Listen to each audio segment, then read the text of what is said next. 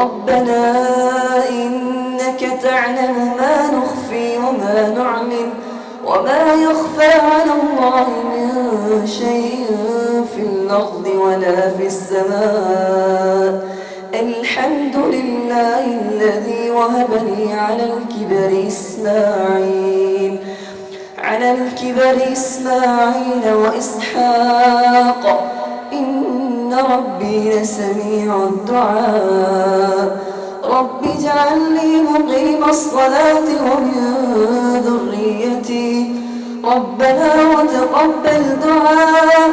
ربنا اغفر لي ولوالدي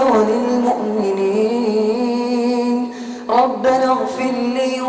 ولوالدي وللمؤمنين ربنا اغفر لي ولوالدي وللمؤمنين يوم يقوم الحساب